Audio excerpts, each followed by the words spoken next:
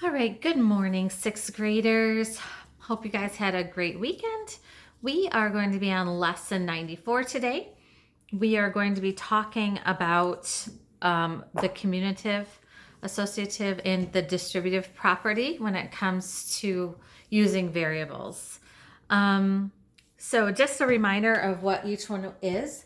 Commutative property, that means it doesn't matter which order you put in, which way they're going, you're still going to get the same answer. That's for addition and multiplication. So if a plus b equals b plus a times b is the same thing as b times a. I wrote that backwards. But it doesn't matter which way you do it, you're still going to get the same answer. Associative property, remember, think about, doesn't matter who they associate with, you're still going to get the same answer. So a plus b plus c is the same as a plus c plus b, and the same thing for multiplication. All right, so why don't we go ahead and we'll put some numbers in there. Okay, for an example, the commutative property, if 4 plus 6 is equal to 10, that means that 6 plus 4 is equal to 10. That's the commutative property. Associative property, 2 plus 4 inside the parentheses, so we do that first. That is 6. We add the 6, which would be 12.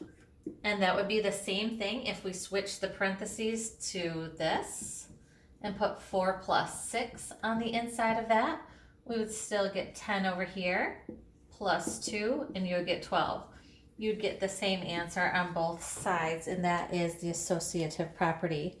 Now we're going to talk about the distributive property. Remember, the distributive property is when you take the number on the outside of the parentheses and distribute it across each one of the numbers inside the parentheses. So I'm going to go ahead and write an example for you.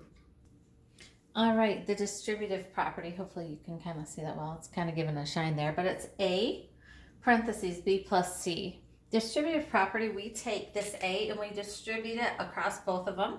So you'd end up getting a times b plus a times c. Okay, that a, you just put it across that one and across with that one, and then you add them together. That's the distributive property. And we're going to go ahead and we're going to put some numbers in there just as a reminder before we get into using variables with this. So I'm going to pause you guys for a second. Okay, you'll see that I've added some numbers in here instead of letters so you can remember how to do it. So you have 2 on the outside of 3 plus 5. Distributive property says to multiply these out. So you have 2 times 3. You distribute that 2 through both of them, plus also 2 times 5. Okay, and you're going to get 6 plus 10, which would be 16.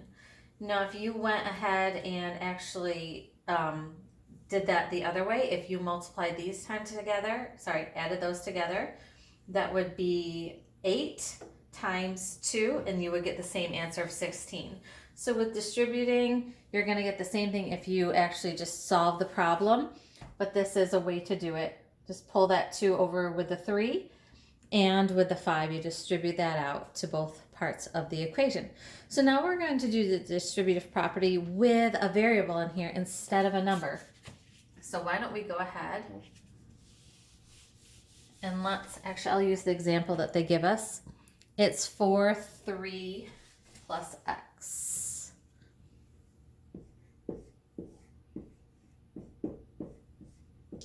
Okay, so what you have here is we are putting a variable in for one of the numbers, but it's the same idea. You're going to distribute this 4 across both of the areas in here. So you're going to do 4 times 3, parentheses. This is addition, so we're going to put a plus. And then 4 times x. And if you remember, 4 times x would be 4x. Because when there's no symbol in there, that means multiplication also. So you have 12 plus 4x. You can't solve it fully because the x is an unknown variable. So the important thing to know about both of these equations, the whole reason why I'm showing you this right now is because we're calling these equivalent equations. 4 in the parentheses 3 plus x is equivalent to 12 plus 4x. Wow. All we've done is distributed this out to get this, and it's the same thing, okay? These are equivalent expressions. That's something that we're going to be working on today. So I'm going to show you another example of this by just replacing some of the numbers here. So I'm going to pause again to write down some examples. Okay, I've given you guys another example, and we're going to make an equivalent equation out of this because we can't solve for y at this point because we don't have anything on the other side that equals. So we don't really know what it is. But we're going to make an equivalent expression by using the distributive property. So we have 5 in the inside of the parentheses, 4 plus y. Let's use the distributive property to create another equation. So we're going to multiply 5 times 4, and then we're going to bring over the 5 to 5 times y. Okay, I'll make it consistent. I'll go like that. So you put the 5 with the 4. You also put the 5 with the y. Because it's addition here, we have addition here also. So let's go ahead and solve this. So it's 5 times 4 is 20 plus 5 times y would be 5y. And that's as far as you can go for this, okay? So your equivalent equations here are this one and this one. 4 plus y is the same as 20 plus 5y.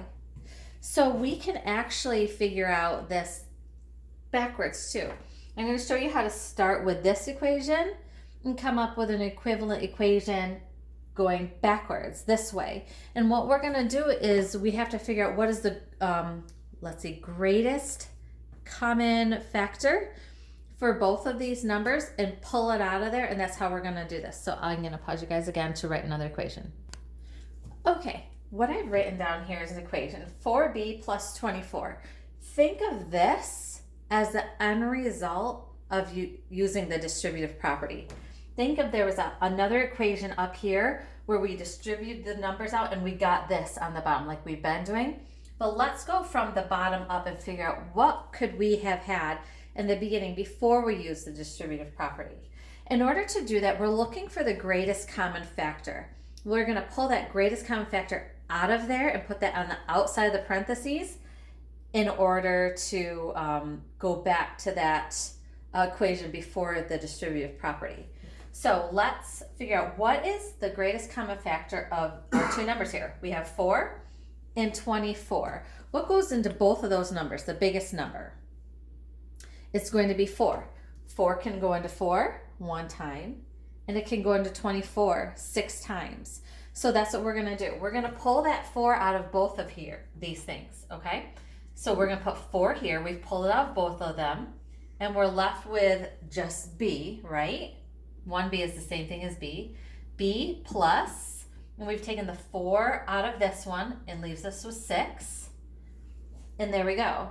This would be the problem before we did the distributive property to it.